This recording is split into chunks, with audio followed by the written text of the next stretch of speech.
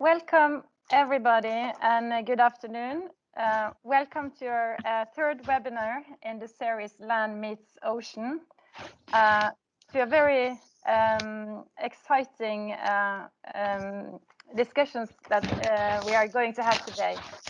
So on the behalf of the organizers, NCE Seafood Innovation, NCE Legacy, NCE Heidner, Biocluster and Biotech North, I have the pleasure of introducing today's host that's going to lead us through today's dialogue.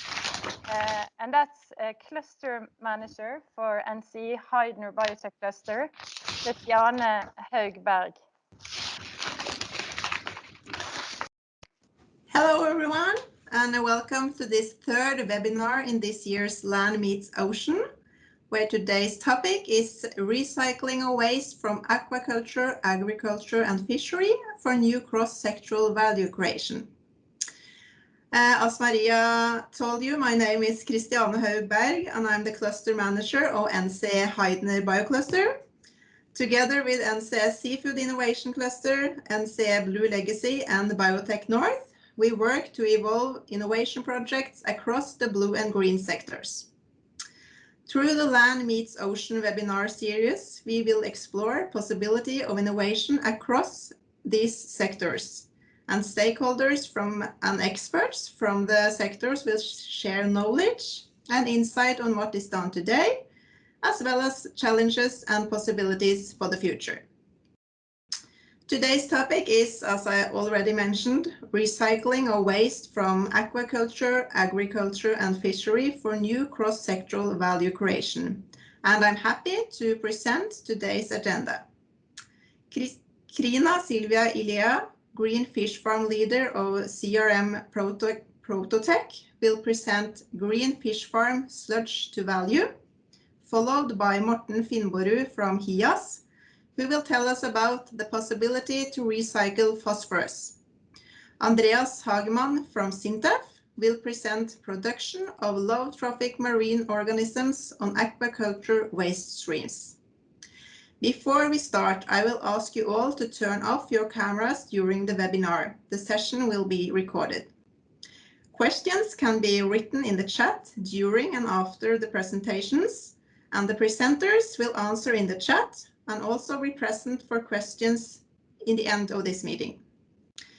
Then there's no need to wait any longer, and I will give the word to you, Crina, Silvia, Ilea. Hi everyone.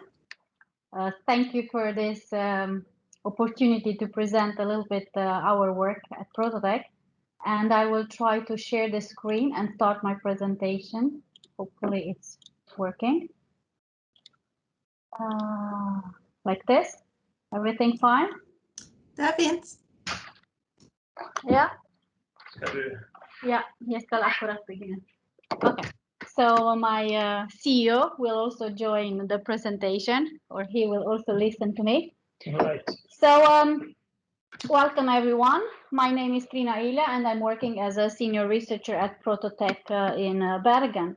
I will try to say a few words about Prototech.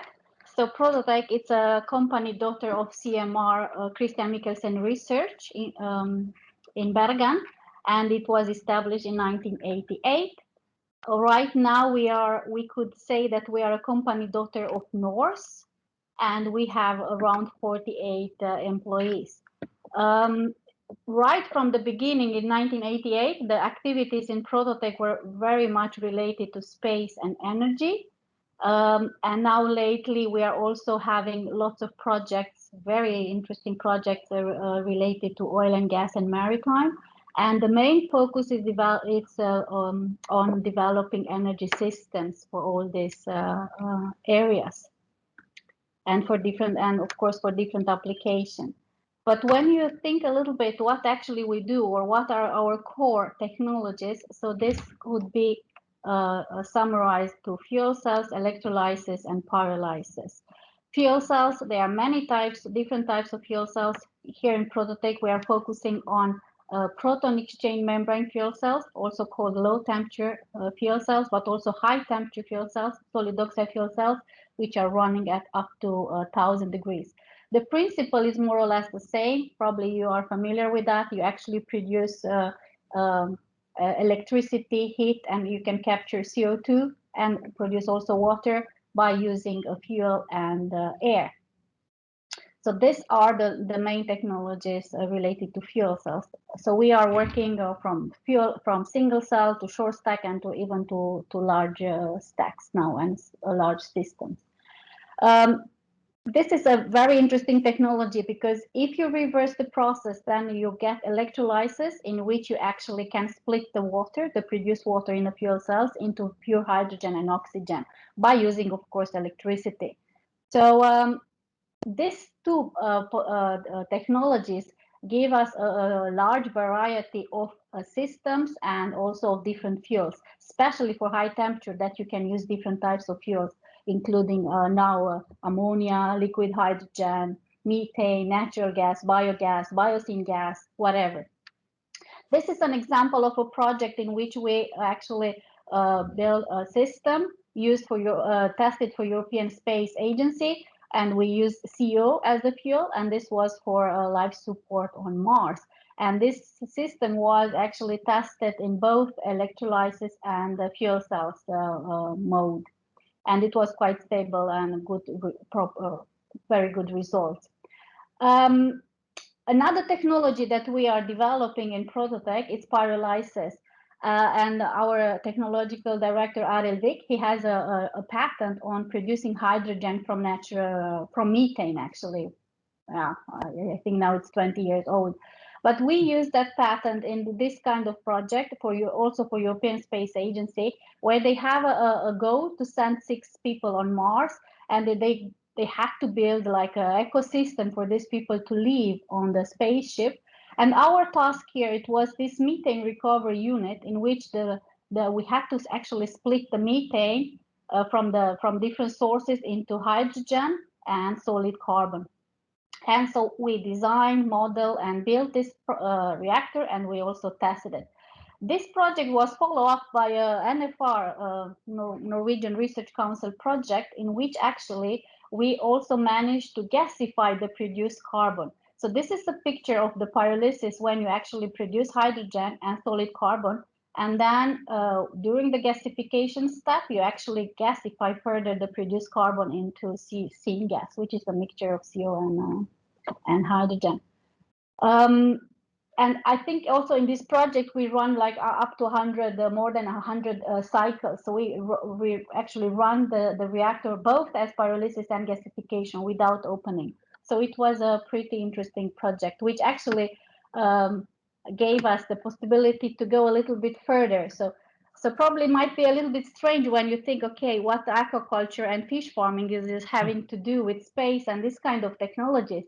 But then for us, this is the traditional way of aquaculture, right? When you have a net and the fish are there, they might get some medicines, depends where they are located, probably not that much in Norway, and they get feed, so they are living happily. And then, of course, they produce waste in type of sludge. So when I look at this picture, I didn't see anything wrong. For me, it was okay. But then when I saw the new systems, which are closed, so-called closed fish farms, so for me, this kind of farms designs, they look like a spaceship. But instead of 6 people, you have probably 6 million ton fish. But the problem or the challenges are now the same, because first of all, they need oxygen and they need to get rid of the sludge because they cannot swim, or they will not be that happy to have the sludge surrounding them. So then I think we made a connection with our technologies that could actually provide some solutions here.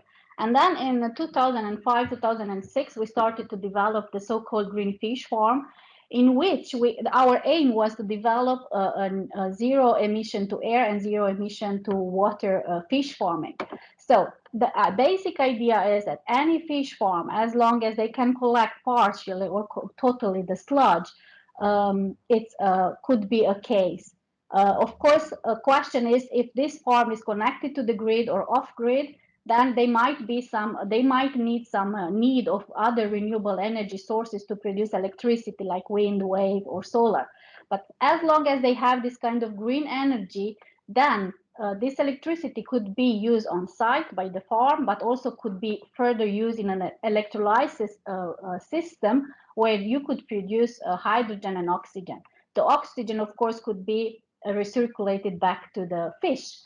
In addition to the oxygen, the hydrogen is a very valuable, because could be used for other application, like maintenance boats, or even other maritime sector for the transport. It could be used as a fuel in a fuel cells to produce more electricity in case the fish farm needs more electricity, or you can also sell it to the new fueling station, which are coming now more and more. This is very interesting because in an electrolysis, I have a PhD in fuel cells, and all the time we said that in an electrolysis you produce hydrogen and a byproduct oxygen, and we never knew what you could do with that oxygen. But now it's exactly the opposite. They need oxygen, and the byproduct, which is very valuable, is hydrogen. If you do this, then the business case could be very much improved. So if you look at this part, you could say that if you make some of these things, you could have a zero emission to air farm. But then we got, based on this project, we got the Vestland Fylkeskommune project, in which actually we had to identify gaps in the aquaculture industry. And one gap that was identified was the sludge.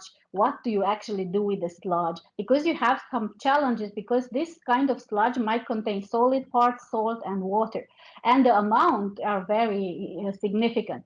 And then we identify some solution, and all of them might work. You just have to choose the one that actually fit your type of fish farm. One option is to collect the sludge, to dry it, and then transport it to a industry where it can be burned in the production line to produce greener products, like, for example, cement. And Northern in Norway is doing that. Another technology that could be used is the anaerobic digester. Here you collect the sludge in some tank, and with the help of microbes or bacteria that start to digest the sludge, you can produce biogas. I wrote here waste, and many people ask me, why not fertilizer? I wrote waste because I think the salt and the heavy metals from the seawater might have an impact of this kind of fertilizer. So probably we'll have to clean this and then use it as a fertilizer. Of course, one option now more and more attractive is the biofilters, like algae, microalgae, or shells. And this is a very new technology, very interesting, and with a huge impact in the future. But the question is here, how much sludge they can actually eat, and in order to absorb the nutrients.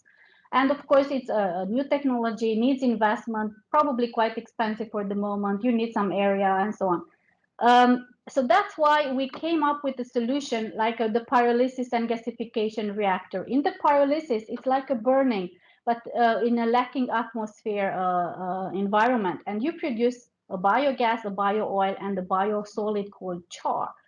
But then when we looked a little bit, we were thinking that a fish farmer doesn't need the bio-oil and the biochar. They will need something to produce as much gas as possible, probably burn it afterward, or use it in the fuel cells to produce green energy. So the one way to get rid of the produced bio-oil and biochar is the gasification. So then we actually have a patent pending on the new type of pyrolysis, and I will talk about this in a few minutes. But then when you think a little bit about the sludge, what is actually the potential of the sludge? And according with the Bioforsk report, from 1 million ton sludge per year, you can produce up to 190 million cubic meter methane, which is equivalent to 2 terawatt hour energy. So 2 terawatt sounds a lot, but how much actually is that? And then when we compare with Bergen, we saw that in 2008, 2009, the whole city of Bergen used up to 2 terawatt hour energy. So that means that 1 million ton fish per year could generate so much energy that for the whole city of Bergen. In 2018, the production was 1.6 million ton fish. So you could actually, if you manage to collect and process all the sludge, you could get a lot of energy out. Of course, it's well known that Norway has a strategy to double the production by 2030 and to get 5 times so much by 2050. And probably the 2030 target is achievable. But 2050, I think it will be a little bit difficult. And one of the challenges will be the sludge. Then you will have to up to 11 million tons sludge, which will be quite difficult to process. Of course, here, if you think a little bit, that 500 tons of sludge is equivalent to the waste generated by 20 million people, it makes you think how much actually sludge Norway produced compared with the population of Norway. In 2018, from the whole aquaculture industry, only up to 10% was collected and processed. And I will assume that this is coming from the recirculated aquaculture system, which more or less probably they don't have so much salt in it. And then you could use it as a fertilizer for the agriculture sector. When we looked and then said, okay, let's, of course, we have different reports, but then we try to find out what actually is when we looked at the sludge, we said, okay, this sludge is very valuable. Once, because it has energy, and the second, because they have different nutrients, very valuable nutrients. And when we looked at the energy potential, so from the production in 2018, you could get up to this so much heating value and heating power out of the sludge. And it was a little bit difficult to find out the number of biosyn gas, but in the end, I found this article. And then the economic potential is quite huge. So it's 1.5 billion Norwegian kroner for the whole aquaculture. If we think to only Hordaland, then you get, of course, a little bit lower, but still significant economic potential of the sludge that for the moment is not that much utilized. When we looked at the nutrients, of course, we used 3 different reports to find out how much phosphorus and how much nitrogen are actually in the sludge. I didn't calculate an economic potential because it's very difficult, because for the moment, there is no phosphorus recovery technology at large scale utilization. So that's why I make it a little bit difficult, but still, the quantities are very significant, and I will come back to phosphorus afterwards. But then phosphorus, I think this is very important, and I like to call it phosphorus dilemma. So first, phosphorus is a finite resource. We know that phosphorus it's very essential. It's essential for life. It's very important, and no cell can grow without phosphorus. For the moment, the phosphorus is coming from the phosphate rocks in Morocco and occupied Western Sahara. 1/3 of the phosphorus that is important in Norway is used for the fish feed production. We all know that, or in different reports, you can read about this phosphorus peak, and some people are mentioning something between 30 and 100 years. And by 2050, because of the increasing population, food need, and so on, the phosphorus demand will increase up to 100%. So I think we should think a little bit about this, because it's a limited resources. But then on the other hand, many people discuss that phosphorus is also pollutant. We all know that the emission of phosphorus and nitrates, which are going on the bottom of the seafloor, could generate eutrophication. Of course, in Norway, we are saying that, or many are considering this is not a problem because of the water rapid turnover rate, which I agree with that, but there are still areas in which this is not the case, and then the eutrophication could still be a problem also in Norway. But then, when we look at the fish, what actually is happening with the feed and with the phosphorus in a fish? So 36% of the phosphorus is eaten actually by the fish and retained in the fish. 10% is coming out as dissolved waste and 54% as solid waste. Okay, when you are thinking about the phosphorus which is coming out as uneaten food, you might say that this will go on the bottom of the floor and other type of fish will eat it, and okay, then phosphorus is still in the cycle. But when it's coming to the feces, especially this dissolved waste, this will settle down, they will go into the sediments, and in approximately 10 million years, you will have new phosphate rock. The most problematic is the 55% as the feces, because this might actually lead to the eutrophication problem. Per today, fish farming and aquaculture It's emitting a lot of phosphorus, so it's estimated that 9,000 tons per year are ending up on the bottom of the seafloor, which is up to 73% of the total addition of the phosphor, new phosphor to the coastal water in Norway. So I still think that phosphorus, it's a dilemma. Okay, if you don't think that it's a pollutant, you should think that this is limited resources, and in some years, we will not have it, and then what we will put in the fish feed and in our system and for all the plants to grow. So in a way, I think even though we might consider that it's not a pollutant for Norway, I think new recovery technologies are very essential and could generate new jobs, new business, cut pollution, probably not in Norway, but in other parts of the world, and actually in the end, secure our lives. I don't know if you saw this, the circularity gap report that come out now in 2020. And they are trying to quantify the circular economy in Norway. So the circularity metric is actually at 2.4, and Norway is one of the highest global, has one of the highest global rate consumption, which is 44.3 tons per person per year. And from all this material that are consumed in the country, well, more than 97% are not cycled back into the economy. And this is actually the Norway's circularity gap. And we should not feel bad, because if we look at the large scale, from all the material that could be recycled, actually the rate is only 8.6%. And it's very strange is that this percentage it's going down instead of increasing. So I'm not surprised that EU and new regulation will come just to stimulate the recovery of different materials. But in the circularity gap report, which was done by NTNU and NIBIO, they are looking at these 6 different what-if scenario, and they apply them to these areas. And in order to get rid of the linear economy and to go back to boost the circularity. And then each of them, of course, they boost the circularity, but when they looked at all 6 together, then the circularity metric increased to 45.8, reduced the consumption material and material footprint to 64%, and also what was interesting that also the carbon emission actually decreased to 63%. So I think the circularity and the recovery will be very, very important in our future. But if you look in the whole report, the word sludge is not considered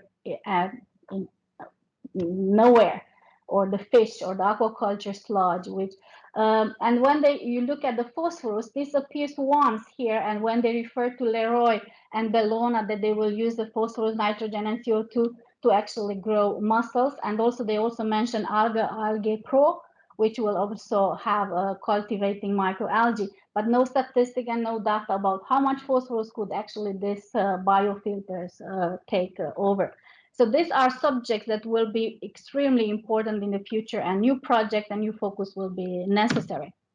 But then, as I said, when you will look at the sludge, right in the beginning, some years ago, we considered that this is an energy source and also a good, valuable nutrient source.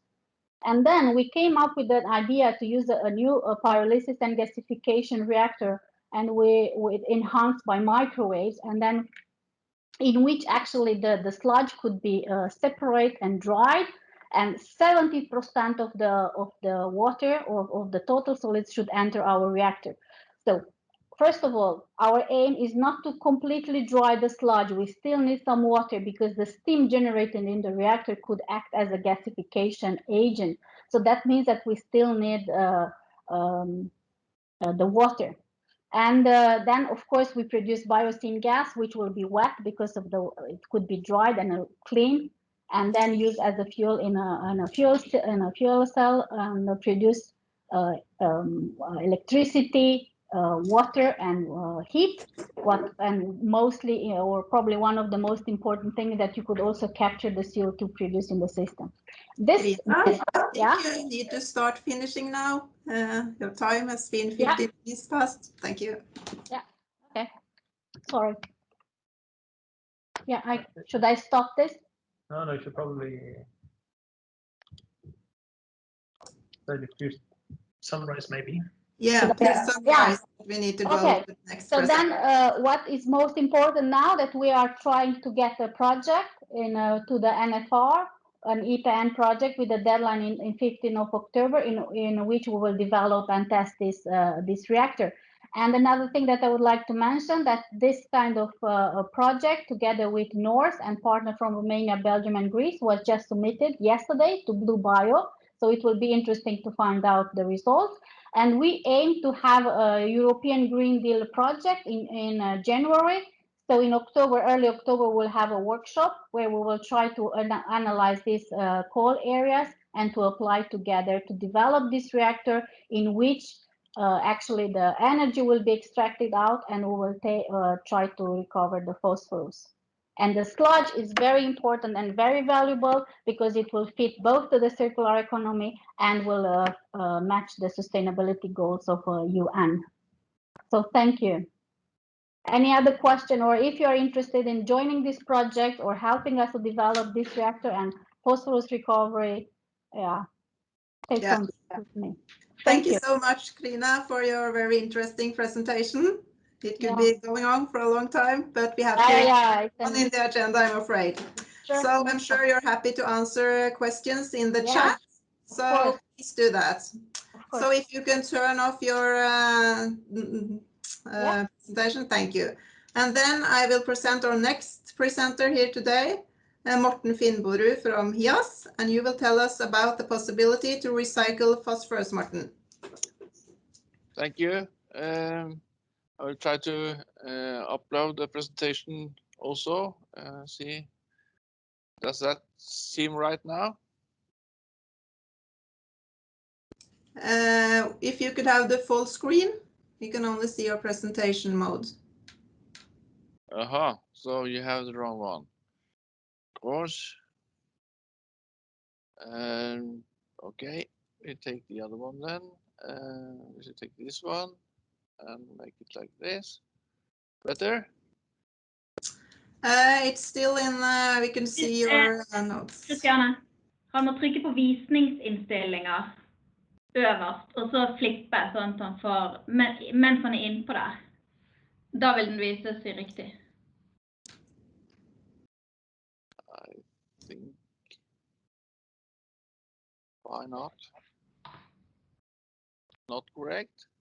Nå det bra. It's correct. Perfect. It's correct. Yes. Good. Then we try. Yes. Now we are a traditional wastewater company and water utility company serving about 60,000 inhabitants and a large food industry in the region around Hamar in eastern Norway. The capacity of what we call our resource recovery plant is about 140,000 personal equivalents. In Norway, a large facility, in Europe, a small one. But never mind. Our recipient is also our source for drinking water, so the requirements on our outlet is high. Also because the Lake of Mjøsa is vulnerable with regard to levels of phosphorus in the outlet. After 35 years of operation, we started planning for a major renewal and capacity increase back in 2010. And the aim was 50% increase in capacity with the use of half of the basin volumes. We wanted to get rid of the dependency on precipitation chemicals, mainly to allow us to meet future requirements for phosphorus retrieval and reduced levels of phosphorus bound to aluminium in the biomass. We ended up with a biological process that meets our goals. Taking away 30 tons a week of chemicals also means about 30% reduction in operational cost and a much smaller CO2 footprint than the process regarded as best practice up to now. The small picture in the right corner is our test line, which we have operated since 2016. The size of that is about 10,000 person equivalents. And that is a biological line. Bacteria removes 95% of the phosphorus from the inlet, and it's to be said that the main part, more than 95% of what's coming in, is dissolved and not particular. So the bacteria is good for taking all of the dissolved phosphorus. Now we can recircle about 95% of what's coming into our facility. Around 50% we are going to take out as struvite, and 45% or more as plant available in biomass treated by what we call thermal hydrolysis. So that's a upgraded type of biomass, not cold sludge anymore. But next question is there a market for these products? And I make a short parenthesis and say yet, with a question mark. So we are working on that. I think it's worth also to mention the sustainability goals, which we tend to organize like this. With the water-based areas as the basement of the building. So what we are working on is goal number 6, clean water and sanitation. That's the center of our business. We are also working to number 13, climate action, to life below water, and to life on land. And those 4 are in the on the ground floor. And they are supporting society and economy and the goals in those areas. So we are on the very important end of this, even though we are known as the Secret Service. We are underground and we work all the time. So we are not very much in the wind, so to say. 15 minutes is a rather short time to explain what our resource recovery plant does. But in short, we retrieve the heat energy by use of heat pumps on the outlet. All heating of our building mass is covered with a maximum capacity of 3 megawatts. We upgrade the biogas from the sludge treatment to fuel quality. And in a circular state, it's enough fuel in the wastewater to run trucks collecting municipal waste in the same area as we collect water from. And we have upgraded the sludge to a high quality product by thermal hydrolysis since 90s. That time the thermal hydrolysis means steam boiling under pressure at 160 degrees and result in a sterile product.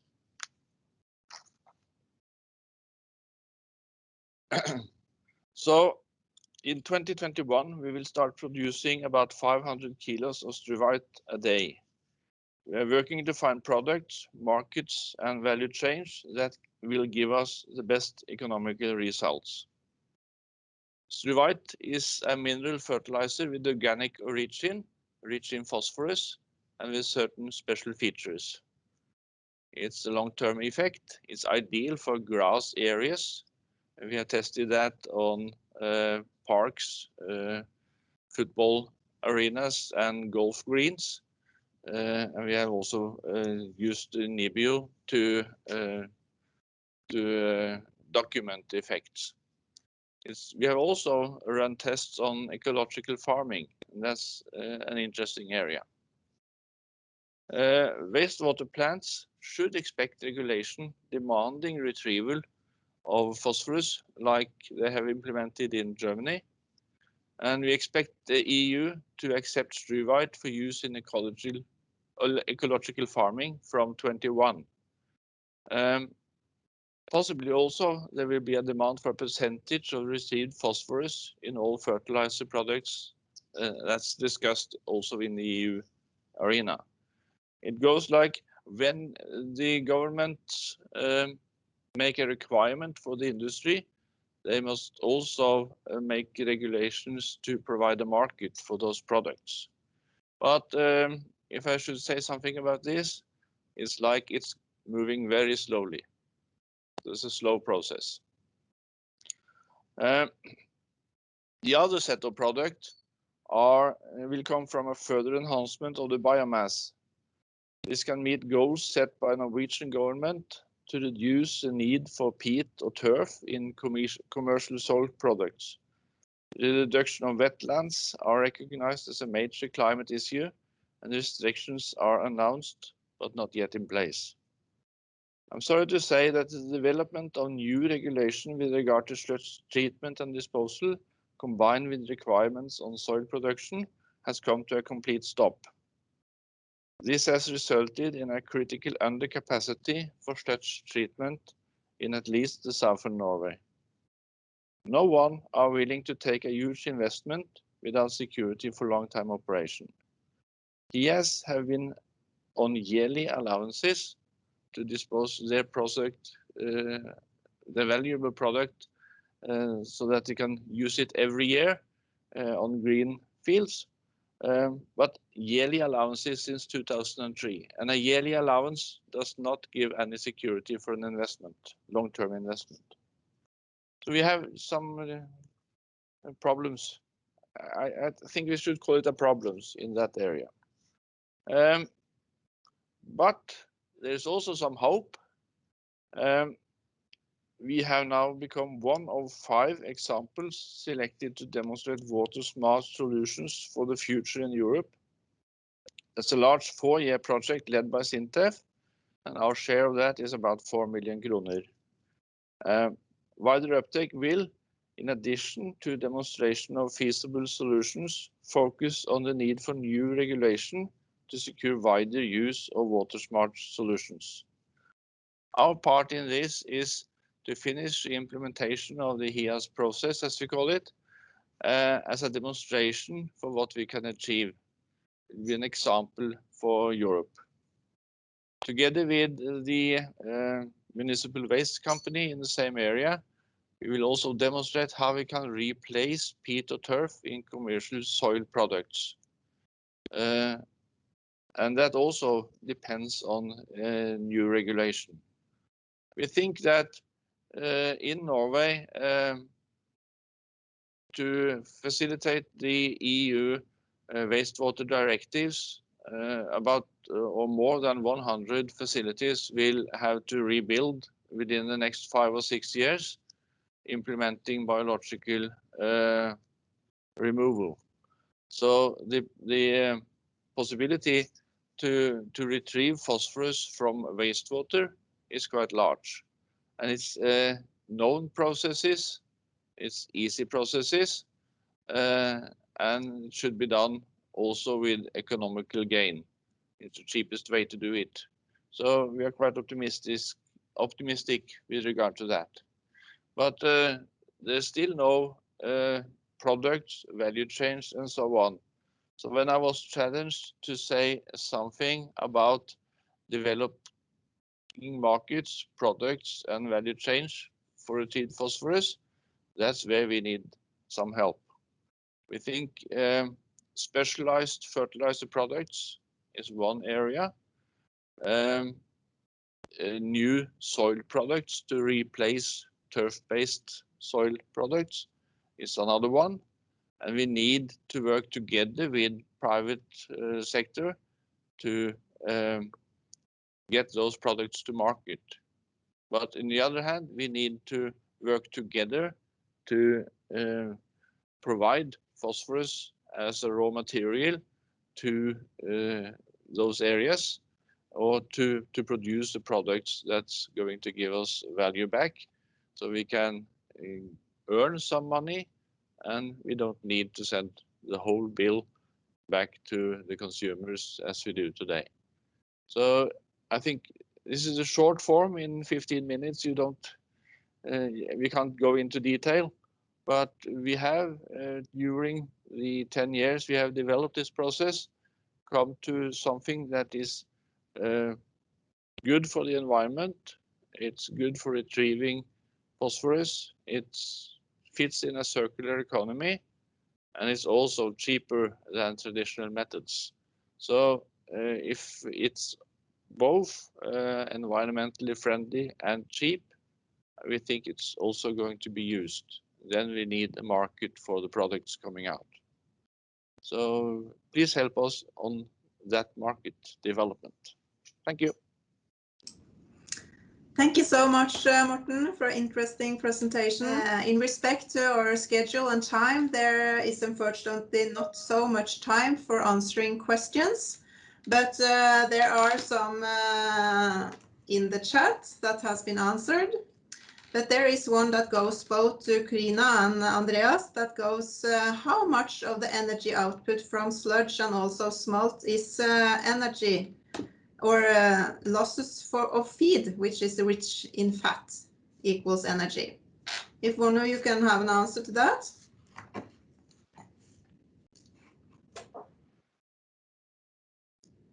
Maybe Crina could start. Yeah. So the question is, how much of the sludge is feed waste? Yes. Well, this is actually a question. We don't deal with collecting, pumping, and separation of the sludge. We deal with what is happening with the sludge after it's dewatered, in a way. So I think that, and there are many different press or dewatering systems that can do that, and they are commercially available. We are in dialogue with different partners, and each of them, they have different systems in which they collect and transport and press the sludge. What we need for our reactor, it's 30% total solids. And as far as I discussed with different people and partners, this is quite achievable. So any commercial press system could deliver 30-35% total solids, and this is what we need.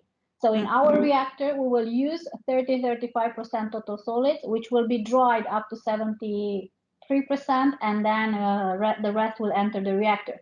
But how much of the sludge feed or sludge could be used as a feed waste? This depends how much or how efficient is the collecting, pumping, and separation system. But this depends from farmer to farmer. They don't have a standard one. But some people are saying that we managed to collect 90% of the sludge and to separate it. So can I comment? Sure. Yeah, if I understood the question correctly, I think a common value is using 3% as the feed that goes directly or passes the fish and sinks out. So 3% is sort of an acknowledged value for the amount of feed not being eaten by the fish. That one is the question. Yeah, okay. Then I think it's up to 70. I think I had it on one of my slides. I think 70% of the feed, it's actually lost. So I think or a little bit less. I think the fish could absorb up to, I don't know how much, 34%, I think, of the food. Yeah.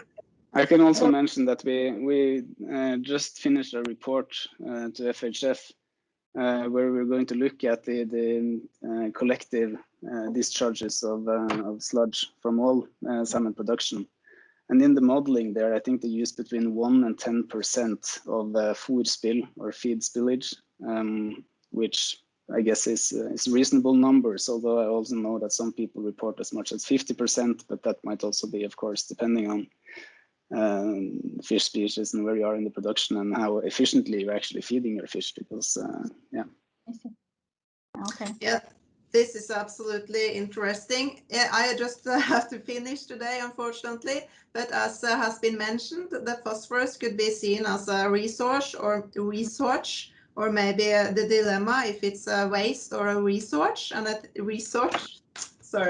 I think we have heard here today that there absolutely are possibilities here. So I think how we can create a circular chain for phosphorus in Norway would be very interesting to continue working with. Yeah. I think this is what we have time for in today's webinar. We invite you all to join the next webinar this Friday, where the topic will be developing new sustainable feed ingredients. The registration link has been written in the chat, and you will also receive this in an email when you after this webinar is over. After the last webinar this Friday, the participants will be asked to give their opinion in the blue-green innovation ideas through a quest bag. Please answer this and come with feedback to us. With that, I will just say thank you for your participation and have a nice afternoon.